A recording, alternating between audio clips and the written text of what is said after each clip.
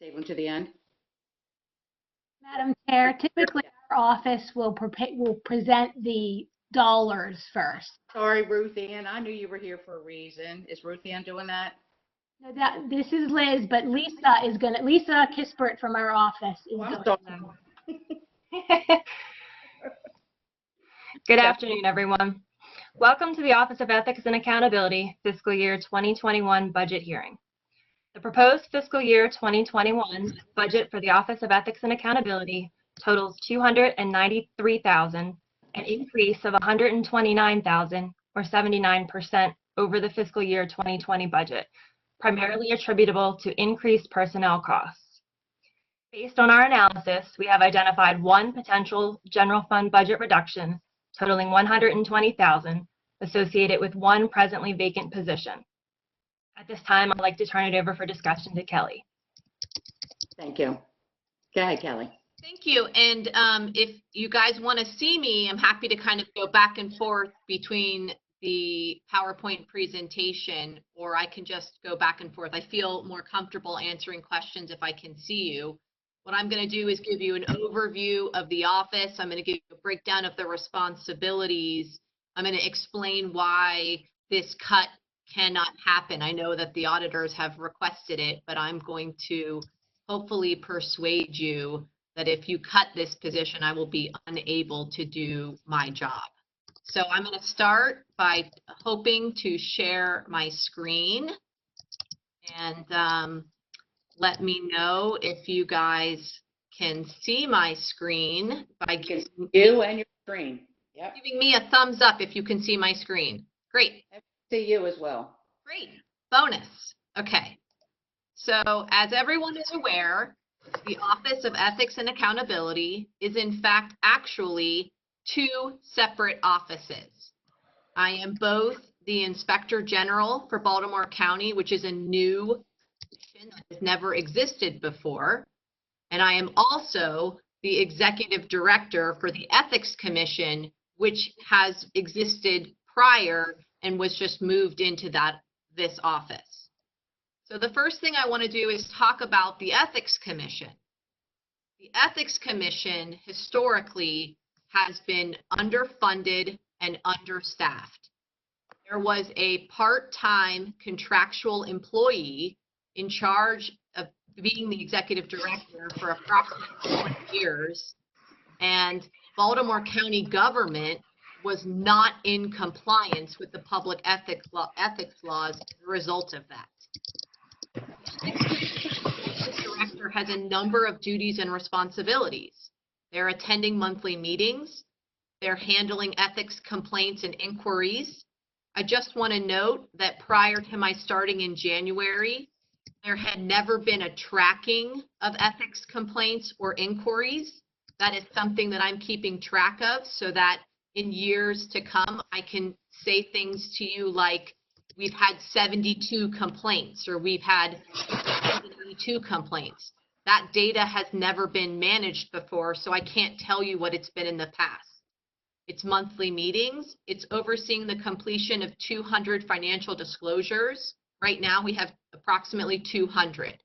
Most other jurisdictions have a much larger number, and one of the things I'm currently working on is identifying the right people to file, because right now we have boards and commissions, certain boards and commission members, and we have certain members of Baltimore County government, but we don't have the right people because this list hasn't been re-examined in a number of years. And Anne Arundel County, which is a smaller jurisdiction than we are, has just as many but larger jurisdictions like Montgomery County and Baltimore City have closer to 1,700 people. Something I'm working on right now with human resources and with all of the respective department heads is trying to identify people within each department who should be filing. This is a pretty large task though, because prior to my starting, it's a public ethics law requirement that you do in fact file a financial disclosure, but Baltimore County has never even had 100% compliance with this until I started and had to track down the 20 people that in January of this year still hadn't filed their 2018 financial disclosure. Another duty and responsibility is conducting these ethics trainings for public officials.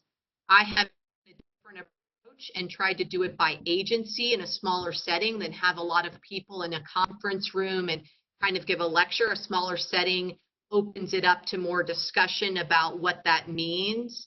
And then there's also all of these lobbying restrictions. Another goal I have is to actually be a part of the new employee orientation, because I don't think it's effective to only be giving ethics training yearly to the same 200 people. I think we should change the yearly requirement to every 3 years, and we should try to reach every member of Baltimore County government. Because I can tell you, in the complaints I've received since I've started, lots of line workers and mid-management don't understand what a gift is, don't understand that they can't accept basketball tickets from someone that they're doing business. I mean, it's very important. Those are the duties and responsibilities of the executive director of the Ethics Commission. This is a summary of other ethics commissions within the state. And you can see that the minimum fiscal person for each and every ethics commission is 2 people at a minimum. Most jurisdictions have more. Prince George's County, which this statute was based on, in fact, has 6 people only doing ethics. And you can also see on their websites that they have, in fact, touted one of their success rates is that every single year they have 100% compliance with financial disclosures and lobbying. Baltimore City also has 6 people. Montgomery County has 4. This year will be 3. And Arundel has 2. These are full-time PINs. In years past, there was a part-time contractual person. There had never been an administrative person who was doing this. And Mike Fields and Sue Dubin from the Office of Law pitched in to help with the trainings. But when I started, I believed that the Ethics Commission was a small part of my role, and that my time and attention should be spent on was the Inspector General and growing that agency. And since I have been here, I have spent nearly 80% of my time updating the website, having past ethics opinions redacted and now placed on our website, putting on the website who in fact does business with the county, reaching out to other members to make sure that we have the best practices and procedures, and kind of reviewing the laws. And I have been shocked that we have not been in compliance with Baltimore County's public ethics laws. Here are the duties and responsibilities of the Inspector General, which is something that I'm also tasked with. That is an independent watchdog for county government, looking for fraud, waste, and abuse. And I can't think of a more important time in current history for Baltimore County when a robust ethics and Inspector General would be necessary, with all of the money that is flowing from COVID-19 and the fact that the Ethics Commission for the first time in their history has granted an exception for Baltimore County to solicit, accept donations. These are things that need to be looked at and tracked and make sure that the money is going where it's supposed to. I'm supposed to be conducting investigations and issuing reports of findings. Since I have started without advertising, part of the reason I haven't done a lot of advertising is I believe that the statute needs to be changed for a variety of different reasons. And I've spoken with Tom Bostwick and certain members of the county council that I had the opportunity to meet with ahead of time about a new law with a name change of Inspector General.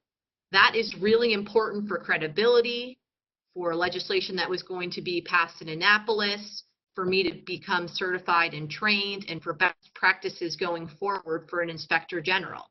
But despite that, despite the fact I have done no advertising, I have established a hotline and an email.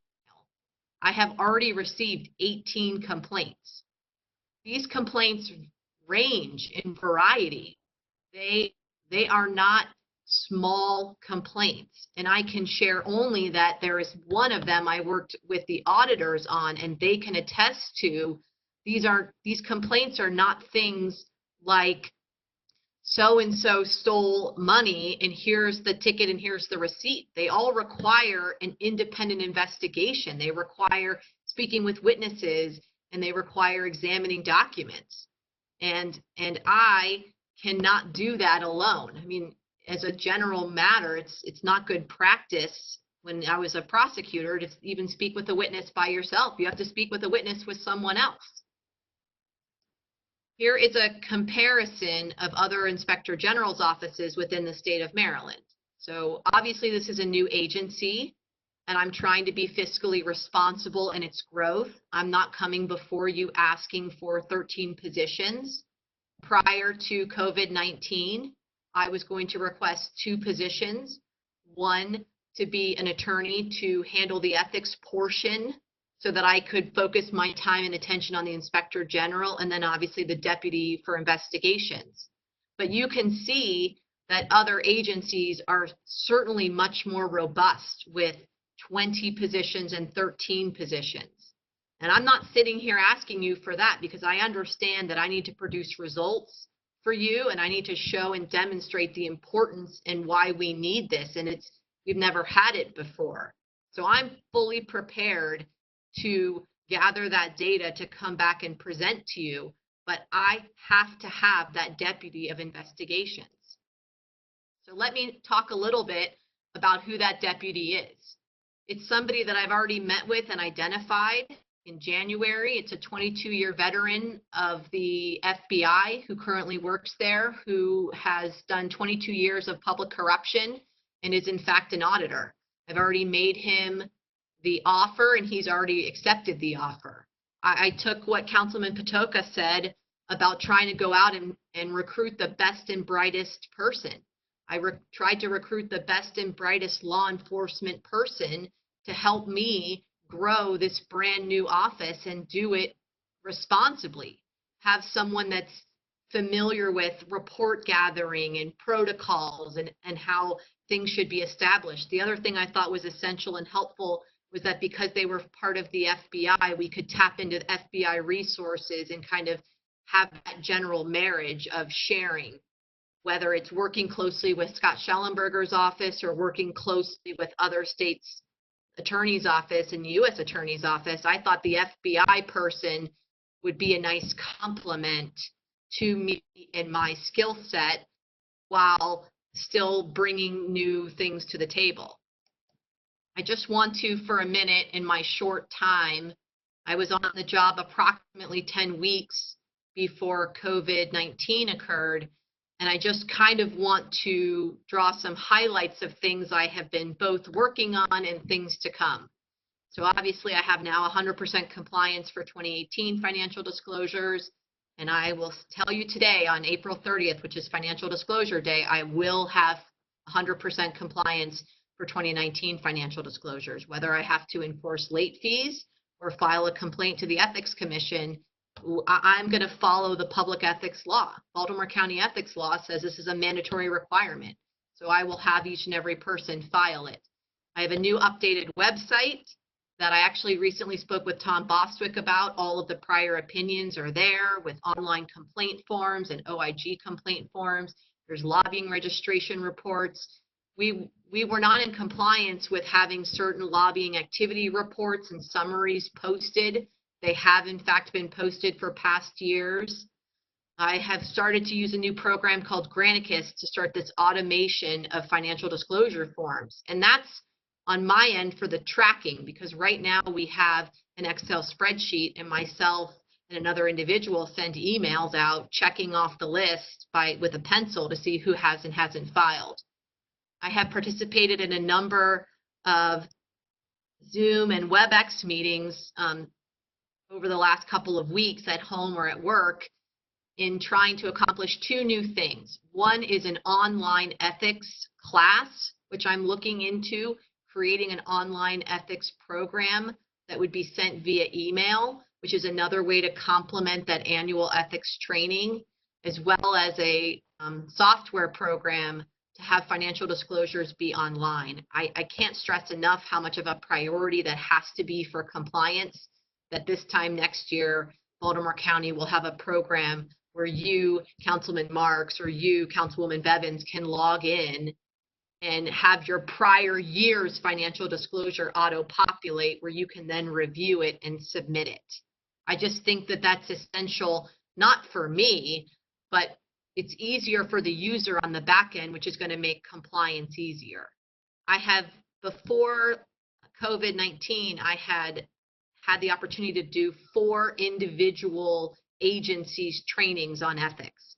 And let me tell you a little bit about what that is. I met with PAI, DEPS, DHHS, and corrections, and it's approximately 25 people. And I gave a PowerPoint presentation, and we had a discussion about these ethics laws and how they relate to that agency specifically. And the smaller setting is more conducive for people to ask questions and have a discussion, because I think that's the most important thing, for everyone to kind of have an understanding of what this means and feel comfortable to ask questions, and knowing that it's identifying the issue and then calling and asking your supervisor or calling me, so that we're all doing the right thing. And I think that it's better to do these in a smaller group than to pack 200 people into a classroom. But I'll tell you, that's extremely time consuming. Kelly? Yes? Yeah, okay. I know that the state ethics forums are online and they keep the information. Correct. I did it for years. I don't think there's much difference between the state or the local forums, is there? There isn't, and actually I went and met with, can you turn off your microphone? Oh, I'm sorry. That's okay. I went and I met with both Mike Lord and with Will Calhoun from State Ethics, and I talked with them about who in fact designed their software program. I mean, they spent something like $72 million for that because of how many people that they have. I have had a number of these software programs. They're kind of you can buy one off the street and it will work. The question is just how much money it costs. And I have spoken about the requirement that we really need something like this. It doesn't have to be fancy, but we really need an ability for somebody on the front end to have a login to review the information. I mean, we're not working smarter, we're working harder. We're redoing it every time. And then they're being submitted to me in a paper form, filled out by hand or filled out online, and then we're uploading them. I mean, they're kept in binders. I just want to work smarter, not harder. But yes, to answer your question, it's not difficult to find software programs available. The question is cost. Can we piggyback onto the state? Can we purchase, a portion of their capacity? So I met with Amber Butcher in purchasing, and we are trying to figure out the most inexpensive way to do this. Right now, I had a Zoom meeting last week with a company, Tyler Enterprises, that they do all of the software, financial disclosures, ethics for most federal agencies. We already have a contract with them. So that's something that Amber in purchasing is looking at. The state of Maryland actually used a local company in Columbia. I'm blanking on the name right now. I could probably look it up in my book, but I have tried to go about and do that and think about that. So if that's trying to answer your question, that's my answer. Okay. So the next thing I want to just note is this Deputy of Investigations. And I want to just really tell you that I cannot do my job successfully without this person. I have foregoed asking for an executive assistant, which an executive assistant would certainly make my life easier. I need this law enforcement person to complement me to help grow this Inspector General's office. And I just can't think of a more important time in Baltimore County's history to have an inspector general. I am mindful that of the financial climate that we are in. I actually was listening to the meeting at 2:00 with the auditor's presentation about where we are fiscally. And so I certainly understand where the council is coming from and the spirit. But this is not, I'm not asking for a very big request. I'm asking for one additional person to help me, in essence, run 2 units.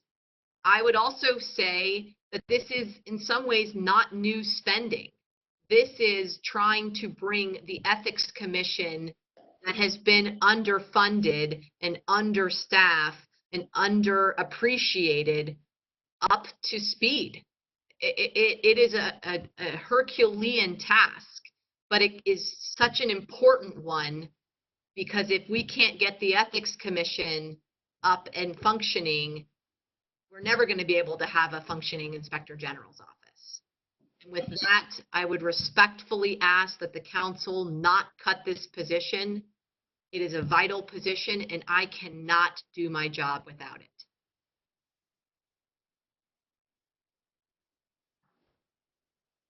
Madam Chair, I have a question. Yes, go ahead, Councilman Quirk. Yeah, I think probably the biggest benefit from the Inspector General position, I mean, obviously we want to root out corruption and we want to catch the bad guys, and all those things are critically important.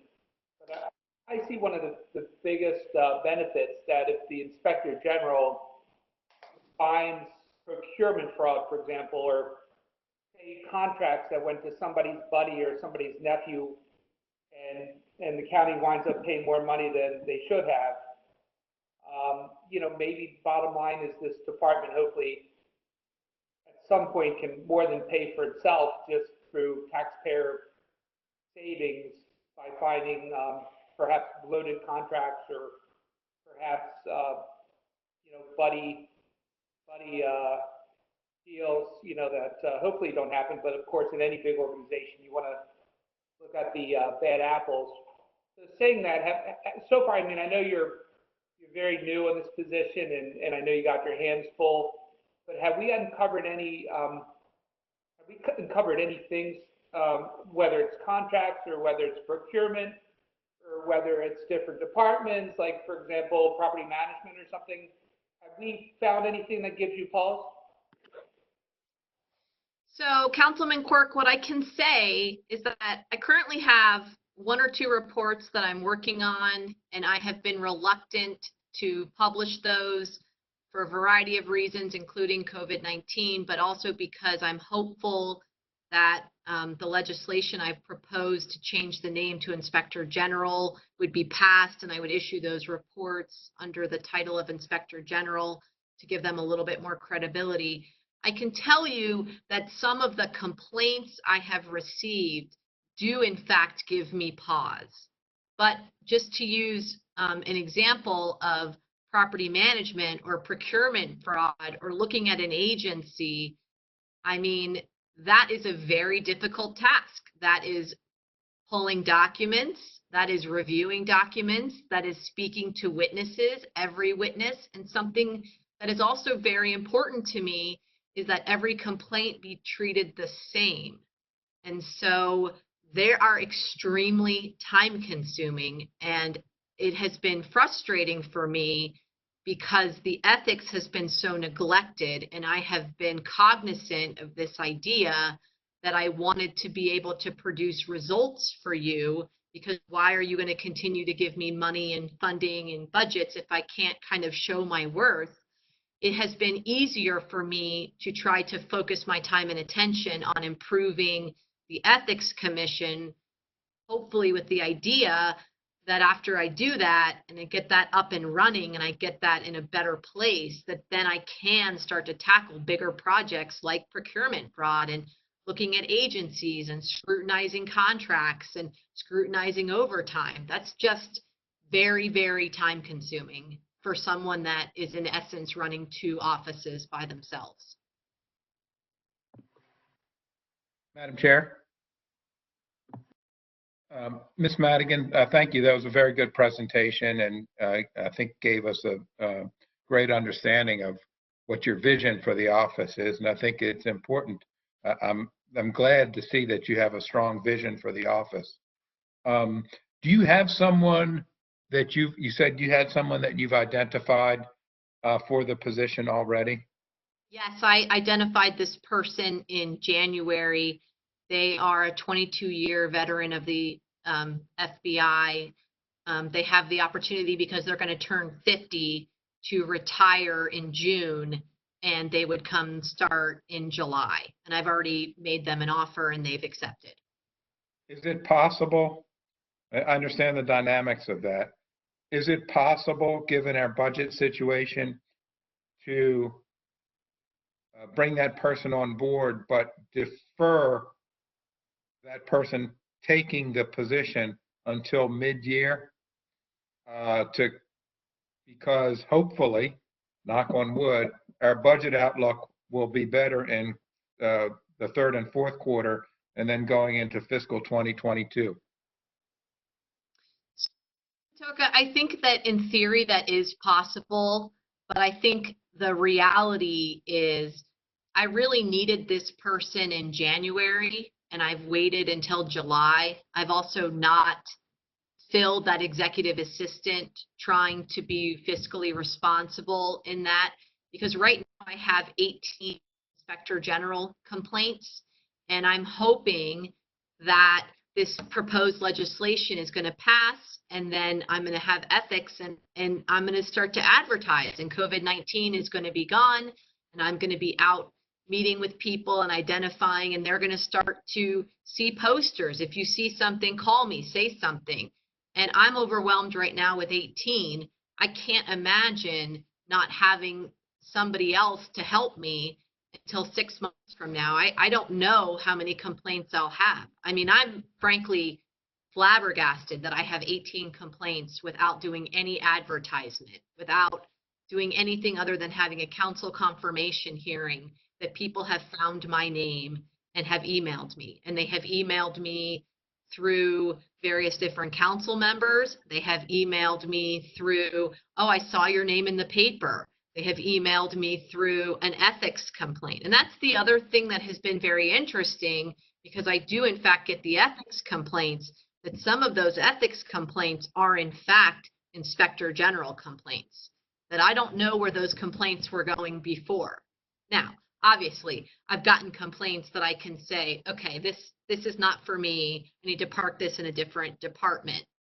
I think anything is possible. I certainly respect the time and the position that the council is in, but I think that would be extremely detrimental to the small amount of progress that I've managed to make. I have a question. How much do you work closely with our audit office? So my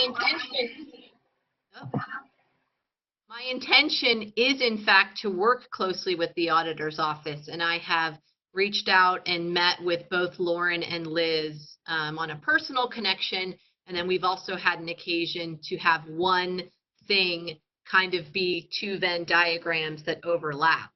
But as my presentation said, and as I think I said at my confirmation, I'm not an auditor, nor do I want to be an auditor. I want to be the complement to the auditor's office, because we have similar duties and responsibilities, but different ones. They have a fiscal approach, and I have a criminal fraud approach. So when you get a case, you had said that you need someone to go and pull up documents, to interview people, etc. Would there be a problem with pulling in the audit office to with you to interview somebody, or to pull up the documents that you need? I would think that the auditors would understand what you're looking for when they're pulling up these documents. So I respect the question. Oh, do you want to? Okay. I respect the question, Councilman Koch. Part of the challenge is in being independent, it's important to develop sources of information, people that can get you things, and not necessarily have them, other people know that you have them. Where appropriate, I have worked with the auditor's office and I will continue to work with them. But I don't think that that's going to be good for me establishing credibility to be independent, to have one agency or entity know what I am working on and what documents I have pulled. That also being said, no disrespect if the auditor's office is on this call, but if somebody makes a complaint about the auditor's office, I certainly can't turn around and ask them for the information.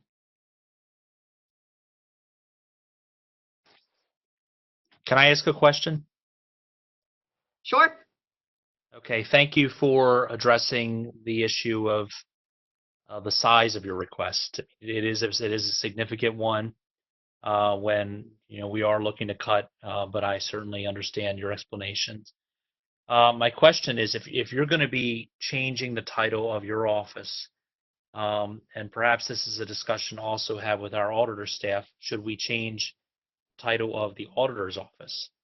I've always kind of viewed our auditor's office as sort of like the Department of Legislative Reference in Annapolis. And my concern is that people sometimes get it confused and they think that, the auditor's office is for outside complaints when in reality, it's things that we ask them to look into. What are your thoughts on that? I would defer to Lauren and Liz and their office on their thoughts.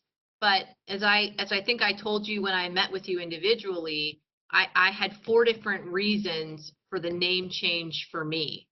The first is that I thought it was important as a newly established Inspector General to go to the National Conference of Inspector Generals and become certified in best practices going forward. And I wasn't able to attend that training because my title doesn't have the magic words Inspector General. I've also met with both the Inspector General for Montgomery County as well as Baltimore City, and they have both told me and indicated that they would be happy to speak on my behalf, that I'm not going to ever have the same type of credibility without having the word Inspector General. There's a meaning that comes along with that not only average citizens, but members of the public can understand what that is. The other is the Public Information Act request, that right now Inspector Generals don't have protection under the Public Information Act request, and there was pending legislation in Annapolis to give Inspector Generals that denial ability under the PIA. So right now, if somebody makes a PIA request for what investigations I've opened, what am I looking into, I don't have a reason under the PIA to deny that, which doesn't seem to make sense as an independent person looking into something. I think that the role of the county auditor and my office are different enough, but I don't think it would be, I think it would be helpful to look into whether or not a name change would be necessary for them. I don't know, and I'll defer to them for that, but a name change is in fact necessary for me. And I have not spoken to them, and I want to make sure they know that I value everything that they do for us. The final question I have is the $120,000. You are sure that that's the amount that's needed to bring this person in? We can't cut that at all? No, that's what I need. Okay. And that really speaks to that person's experience and what they would bring to the job. I'm not bringing in a second-year police officer. I'm bringing in someone that was a prior auditor in their prior life and has won FBI Agent of the Year several times and has done nothing but public corruption, specializes in procurement fraud and interviewing witnesses at the FBI for 22 years. I mean, I really thought long and hard about bringing in the right person with the right mix. And, I think it's worth bringing that type of person in as a deputy, because then you can go and you can hire a younger person and you can train them, but you have to have the right people at the top to be able to effectively train the people you bring in to be an agent and to grow in the position. Thank you. I have a few questions and comments. Thank you for your presentation. And please refresh my memory when you were appointed by the county council. What was the budget for your office? When I was appointed by the county council on January 20th, I don't remember the budget for my office. I think it was 200 or something. I really don't remember though. Okay, so let's just say it was, and that included your salary and one other person? Correct, an executive assistant. And you have them now, correct? No, I have never filled the executive assistant. I do not have an executive assistant. Okay. And in fact, And is this the person that you want to hire, this retired FBI person? Is this the person you want for your executive assistant? No. no. Okay, so I'm done. so I would understand why you have such a workload, because can you tell me why you haven't hired an executive assistant if you have the money to do so? Because I was told that if I wanted to bring in somebody, it would be better not to fulfill the executive assistant and to try to bring in another person. But I certainly could have. If the budget, the 200,000 or whatever that budget is, if that included an executive assistant, why would then somebody tell you not to bring them in? I'm confused. So I don't know, and I've tried to be fiscal. Who told you that? Because I didn't think anybody told you anything. I thought you told everybody everything. Well, I have tried to be, I don't want to mince words, but I have tried to be fiscally responsible in coming in, understanding that there was going to be startup costs. And prior to COVID-19, my goal was to hire both an executive assistant as well as a deputy. And now But in 5.5 months, you haven't done either. But I've only been on the job. I started when you guys confirmed me January 20th, and then I have been working at home since March 17th, March 5th, 14th. So in that 8 weeks, I did not hire an executive assistant. Okay, I guess I'm a little confused on that you already have somebody in mind. You know their reputation, you know how much money they need. Isn't that unusual to fill a position without a budget in place to pay them? I don't know if it's unusual or not. Budget and then know what you have to work with before you would hire someone? I don't know that it's unusual. I think that I was mindful of what Councilman Patoka said about trying to go out and get the best and the brightest. And I'm not sure I've spent any money in my budget. I'm not sure I've spent any software money. I'm not sure I've spent money on financial. We'll take it back. Well, I've only been on the job 8 weeks, and procurement is a long process. I don't know that I think I bought a tape recorder, and I think that's the only thing I've spent any type of money on.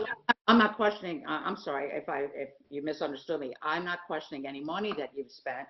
I just wanted to know what your budget originally was.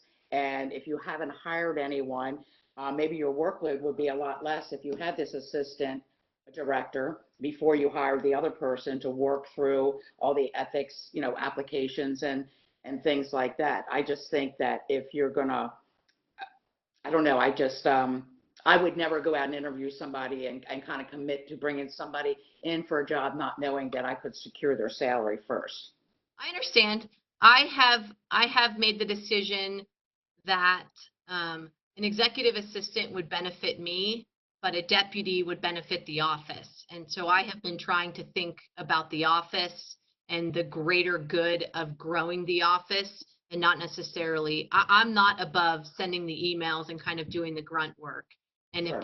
if we can disagree about that, but that's the reason I did that. The 18 complaints that you have, are they your only would you call them open investigations? They are open investigations, as well as I have some open ethics investigations.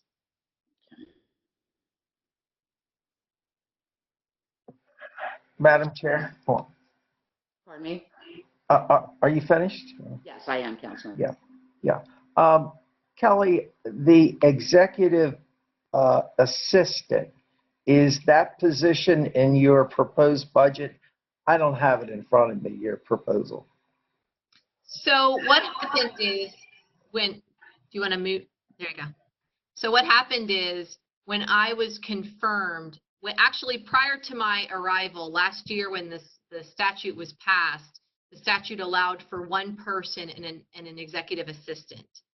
And since starting, as Councilwoman Bevins has pointed out, I didn't fill the executive assistant. But what now has happened is that position of executive assistant has been changed into be, in fact, the deputy. And I did that to try to save money and be fiscally responsible in that whatever amount was set aside, I think it was that $54,000. I have not spent that, knowing that while that would be more beneficial to me personally, that might not have been necessarily beneficial for the office as a whole. So I'm sorry I don't have your budget in front of me, but so what I would conclude is that whatever the salary is of the person that you've hired, that you would subtract the $54,000 that's already in this year's budget from that. So your budget doesn't go up by 120,000. It goes up by what, 63, something like that. So your office will have 2 people in it. Correct. For next year, and then hopefully down the line, as you see a need, you can fill that, create other positions. Are you and the person coming on, are you at-will employees? I am not an at-will employee. I believe my statute says I can only be fired for cause by the council. Is that correct? I think because I'm independent. I guess I think that's not true, Councilwoman Bivens? I don't know. You're a director. I would think that you are considered a director and serve at the pleasure. I can speak to that a little bit. So the Office of Ethics Accountability Director serves a term. The initial term is 5 years because of when the statute passed. I spoke with Mike Field about it, and it was best to have the term, be in the middle of the next council and executive terms. So the Office of Ethics and Accountability's initial term is 5 years, which I think will be through 2022 or 23, I forget exactly. And then from there on out, it's 4 years. And the director can serve only 2 terms.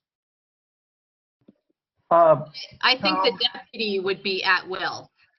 Right.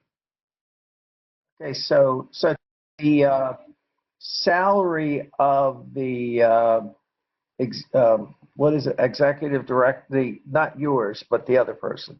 The deputy. Deputy. Okay, is that salary is determined by who determines the salary? Human resources. Human resources. So is in the budget, is that salary set in stone as far as, if we approve it, as far as that position goes? And then next year, if let's say there's a 25% cost of living increase, the 25% would apply to the salary of that individual? Well, that's a good question, and I don't want to misspeak. So I think the way that you have presented it is accurate, but I really don't know. What about your salary? Is it subject to cost of living automatically, or do you know? I have no idea. Somebody in administration speak to that, please. Ed, are you on the line? Stacy, are you on the line? I believe both Kelly and the deputy would be receiving COLAs should COLAs come through. And Madam Secretary, or Madam Chairperson, you're asking about the budget. The budget number for FY 2020 was $163,000. And I believe that was prorated, knowing that that position would not start right away on July 1st of 2019. So it took that into account. So the increase of approximately $66,000 from last year to this year, it's not necessarily an apples to apples because that first year was prorated. We were trying to get as much, furnishings, extra PCs, that type of thing purchased. However, with COVID-19 hitting, we're not going to be able to do that in this fiscal year. Thank you, Ruth Ann. Ms. Madigan, what is your salary? I believe my salary is $145,000. And my next question is, and somebody from the administration may have to answer this, is there any other agency in Baltimore County that has a deputy for an office of only 3 people? I believe People's Council, off the top of my head, and I'm not aware of others. But I know People's Council has a director and a deputy, and they're an agency of 2. Okay, thank you. Anyone else have any questions for Ms. Madigan? Councilman Quirk had to leave. He had an appointment. Mr. Crandall, you're done? No questions? Julian, no questions? Izzy, no questions? Madam Chair, Yes. I guess wanted to weigh in on the presentation. I think the presentation was very nice. I guess, I mean, I really appreciate you saying that you understand the condition we are in. And I just hate to think for 1 minute that we would hire someone on one hand and end up furloughing somebody or laying somebody else on the other hand. So I'm just wondering whether or not this is just a good, I mean, I'm sitting up there writing notes, looking at the presentation that the budget officer gave and thinking about the condition we're in. And I'm thinking to myself, is it prudent for us to spend 1 penny more on anything? I mean, on anything, because we just don't know what's going to happen ahead. So, I mean, I really appreciate the position you're in. And generally, I'm very supportive of the office. I'm just wondering whether or not this is a good idea to talk about hiring anybody when in the back of my mind, I'm thinking I'm going to do anything in my power to stop people from being laid off. So that's my 2 cents. I have 2 cents. 2 cents, please. And that's Wade. 2 cents as well. I believe that the function these two offices is so very important that I believe it should remain in the budget. I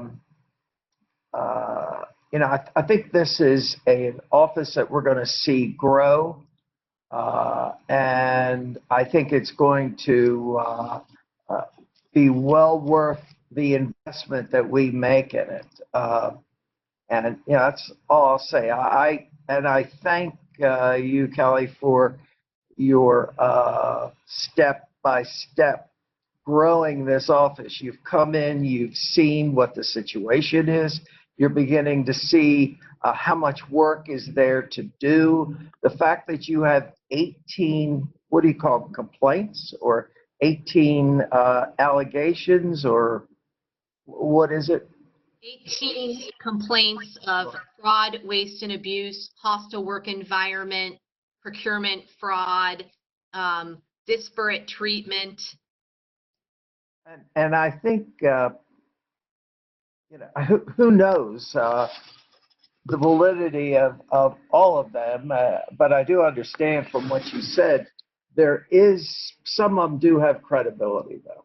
some of the charges, you indicated that. So I believe that this is a very important area, and I thank you for your phasing in of this responsibility. And I'm the first to say let's cut in places, but I just don't think this is the right place to cut. So I'll just leave it at that. Can I say something in response to Councilman Jones and Councilman Bevan's questions? It's just occurred to me, I'm in a difficult position because it's so new, but typically kind of what Councilman Koch was saying, and traditionally, if you look at other Inspector General's offices, they are able to pay for themselves with the fraud and wasteful spending that they find.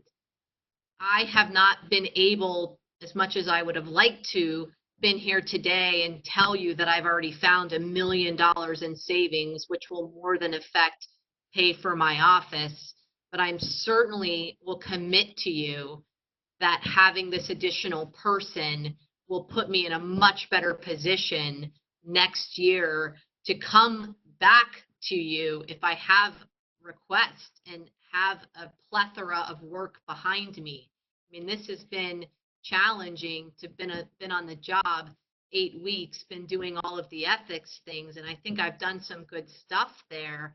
And then to have COVID-19 hit, and then to have this budgetary process, I certainly respect the position you're in, but I do think that this added position will help this office, in fact, pay for itself in years to come. Also, if I might add, I know that our audit office has a call line where people can call in if they have concerns. Have you, are some of the 18 cases from that line in the audit office, or did you know it existed? I now have do you want to mute your microphone? Sorry. Oh, I'm sorry.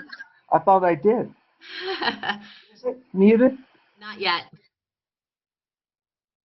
I have now established my own hotline number and my own email, but I have not received a single complaint from the hotline number. And that is, in fact, I believe, because I haven't advertised it. I was in a different world. I would have spent time and money on posters and advertising the website and the email and the phone number. And I didn't do that because I knew I was going to propose this legislative change. And I didn't want to print posters that said OEA only to have posters changed. So I have received those 18 complaints strictly either through a phone call, through a forward from a council person, or from an email. And I do have that hotline set up because I do think that is a good thing to have. Inspector General Isabel Cumming, who's a good in the city, says she gets most of her complaints. She actually has a pie chart breaking down where the complaints come from, whether they're a mailer or a Hotmail or an email.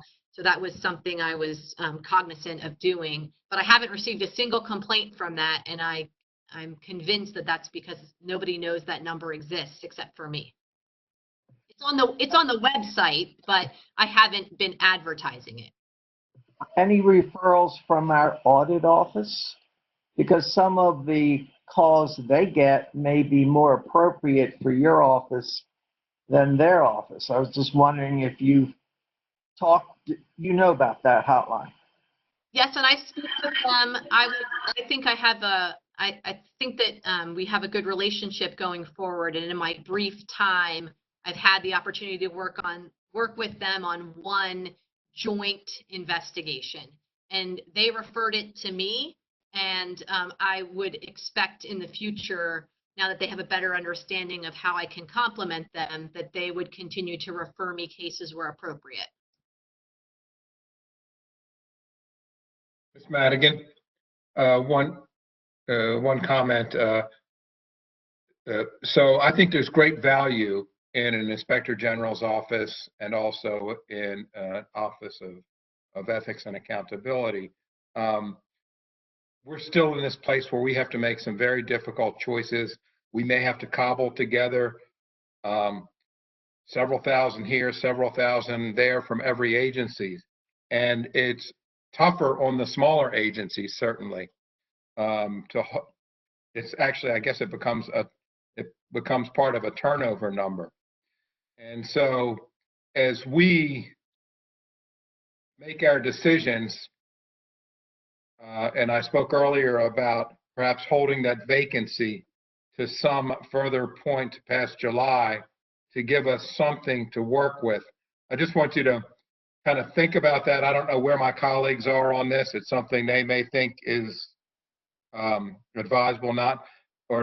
I don't know, but we've got tough decisions ahead of us, but I don't want you to think that devalues the efforts you put in. I appreciate the professional development that you've sought to give the office strength and backbone. And so we'll see how this works out, but I think you did well today, and appreciate working with you in the future. And then I thank you for that. And to the extent possible, I'm certainly willing to try to work with you guys. I think 6 months would be too difficult for me, but I'm happy to, if that is something that's important to the council, I'm happy to try to talk about that in the future. This is Wade Catch again. And I guess I shouldn't be speaking for the audit office, but I do have a suggestion. I don't know if they have any vacancies, because I know there is a freeze. But I'm just wondering if it's possible that this person could work half for you and half on their payroll, but actually, in other words, half on your payroll, half on theirs, but working for you. Because basically that person's going to work with the audit office anyhow. So I'm just trying to figure out a way to creatively finance this person. They do it in the schools all the time. And so you might want to think about that. And I apologize to Lauren for suggesting that she give one of her positions for to your office for next year, but it may be a good idea. I appreciate your creativity. I'm not sure that Lauren will appreciate your creativity, but I appreciate your creativity. Does anyone else have any questions for Ms. Madigan? Madam Chair, just briefly, Ms. Madigan, thank you again for your work, and I think that your defense of a budget request and a $2.5 billion budget is something that we would normally not be so concerned about, given the small percentage of the overall budget that it is. But I think you can see, and for those watching can see, that this is an extraordinary time, and we are, I think, as a body, looking at every penny. And I think the fact that you were the first agency up to bat and one of the smallest agencies up to bat, you're kind of getting the brunt of our efforts here. And I just want to ask the auditor a really quick question, which is on the budget overview slide for agency changes from 20 to 21. Where does the Office of Ethics and Accountability fall? Is that in the bottom at other agencies, or is Ms. Madigan's office in some other agency that's not listed on that chart? That would be in the other. Other. Okay. Thank you. That's what I needed to know. Ms. Madigan, thank you for spending the time with us. Yes, could I just, again, not to beat a dead horse, but I just can't think of a more important time to have this office, given all the money and various donations that are flowing. I can't think of a more important time for Baltimore County to have this. Madigan, will those donations, won't they come before the county council? No, actually, Miss Bevins, Councilwoman Bevins, those donations, what happened is the Ethics Commission granted an exception for certain members of Baltimore County government to be making both solicitations as well as accepting donations. I don't believe that they're going to come in front of county council, but what they will be is they will be posted on the website, not the solicitations, because I think it's important not to punish an agency, a request. Like let's say, for example, you asked PNC Bank to donate money and you asked Bank of America to donate money. That's a solicitation that ordinarily you wouldn't be allowed to make. But I don't want to, PNC, if they decide not to donate, should not be punished if Bank of America donates. But in the spirit of transparency, all the donations, whether they are in-kind donations such as masks or grocery bags or food, as well as financial donations, those financial donations are being managed by the Baltimore Community Foundation. Both of those spreadsheets will in fact be posted. They're in the process right now of being redacted, and I will be posting them both to the Office of Ethics and Accountability website as well as the Ethics Commission's website. So you're basically talking about the donations that are coming in for COVID-19. People are donating for food. Correct. Yeah, okay. All right. Thank you for clarifying that. I appreciate it. Does anyone else have any questions? The only thing I would add, Madam Chair, this is Tom Bostwick, is as part of one of those emergency bills that the council passed earlier on, after the state of emergency, within 30 days, you'll have to be given a log of details of these gifts and how they're spent and what the amounts were and who they were from. So that's part of the reporting that you will get after this period ends. And just to complement that answer, I'm reporting them. I hope to start to report the donations as they come in weekly. That reporting requirement to the council isn't until the state of emergency is lifted and or 30 days after. Thank you so much for that clarification.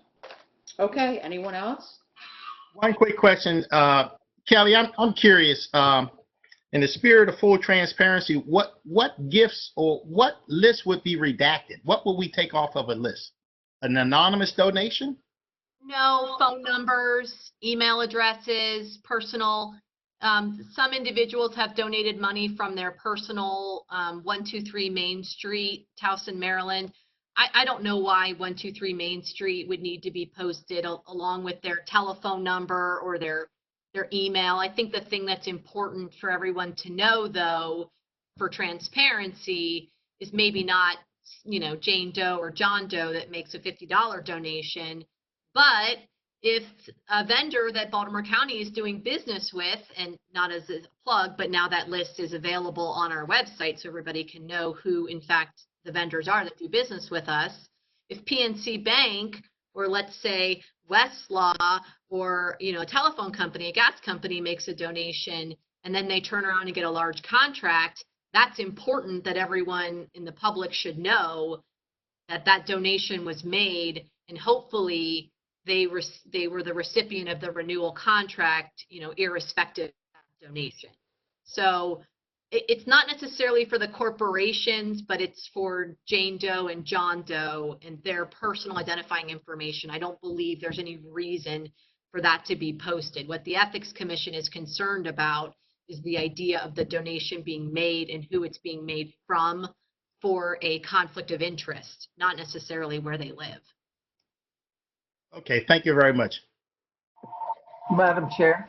Yes, Councilman Catch. Yes, I think if you look at the financial reports, you'll see that Mr. Bostwick has a vacation home in Switzerland and one in one in Seattle.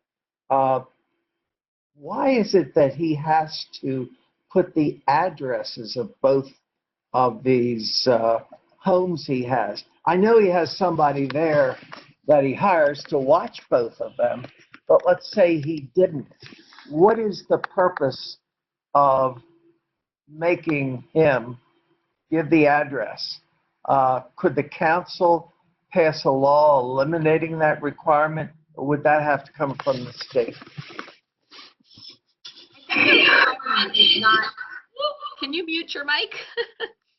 I think the requirement is not for Mr. Bostwick's vacation homes in Switzerland and France and wherever else he vacations, but if he happened to have property in Baltimore County or in the state of Maryland, additional property, and there are sewer bills that are being passed or energy audits that he's going to be a beneficiary of, it's important that everybody would know, oh, that sewer line legislation that was passed, that's actually going to improve his rental property at 123 Main Street in Towson, Maryland. And that's why the address is important. Frankly, if it's in any other state, the address is not important. I can't tell you how much I appreciate that. Councilman Catch, you forgot to mention the castle that Mr. Bostwick owns. I think was it in somewhere in Europe, but I'm not sure exactly where. Okay. It's I think this is as Disclosure chair, for all of the public that is watching, these are that we have the jokes. public listening and we're all I don't kidding. know how I got in the middle of this, but okay. Is there anyone else that would like to make a comment or have a question? Okay, well, Ms. Madigan, we thank you so much. You did a great presentation, and certainly we see the value in what you do and what you want to accomplish. And good luck to you. And I hope that we're all back in the office pretty soon. And thank you for attending your first budget hearing. Congratulations. Thank you for the opportunity to publicly defend this request. Okay, all righty. Everyone have a good afternoon. This meeting is over. Thank All you. right, thank you very much, everyone. Thanks. Thank you. Hey, Tom, I'm sorry for piling on there. Yeah, that's okay. Thanks, Wade. I know, right? All the public that is watching, please know that those were jokes. Sad. Definitely. He's already said it was a joke. I mean,